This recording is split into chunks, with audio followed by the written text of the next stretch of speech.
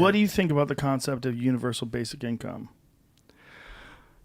Yeah, no. I mean, I don't think that's a good idea.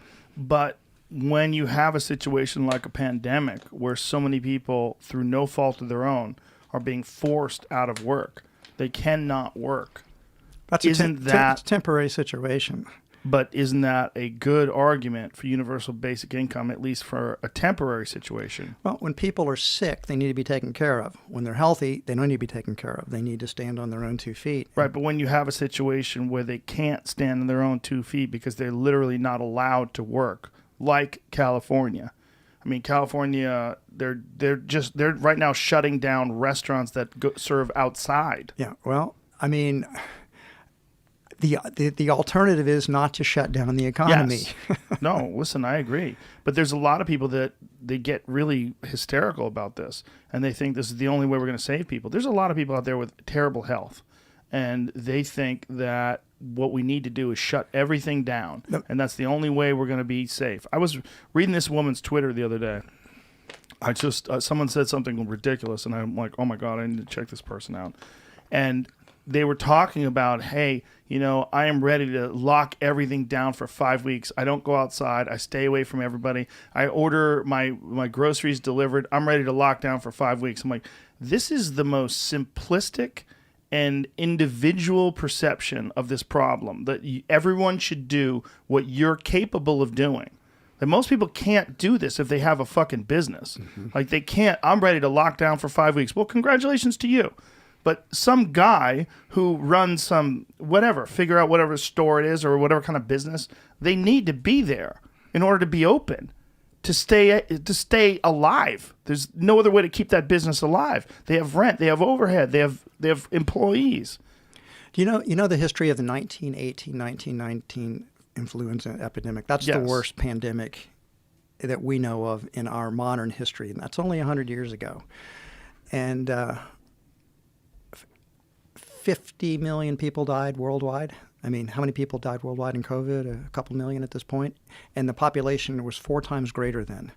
They didn't shut anything down back then. What do you mean the population was 4 times greater then? No, it's 4 times greater now than then. It was 25%. It was 1.8 billion people back 100 years ago across the world. So you could scale that up pretty largely. Yeah, exactly. And that was a killer that didn't just take people with comorbidities. It took children. It took healthy adults. It was non-discriminatory disease. And we took precautions. People, social distanced. But at the end of the day, the economy did not shut down. Humanity went on with their lives. And this is not nearly the same type of pandemic that we had back then. It's very interesting, the time that we live in, the reaction that we're having today to COVID being so very different than the reaction we had to the influenza epidemic of 1918 and 1919, which was far more destructive.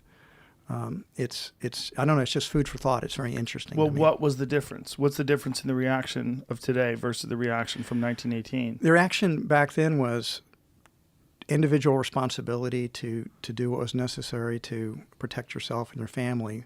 But other than that, life went on.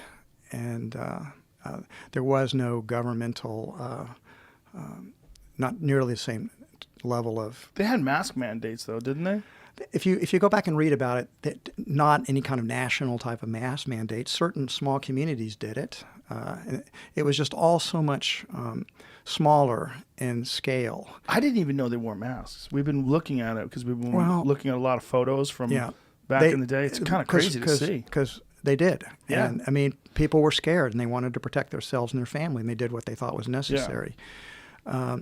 It's just interesting how much different we're reacting to this one, to me. And we are doing great harm. And we don't see the harm that we're doing. We don't see the small businesses failing, the suicide rates going up, the domestic violence, the isolation, the mental or emotional health problems people have by not being able to connect with each other, not being able to physically touch. Yeah.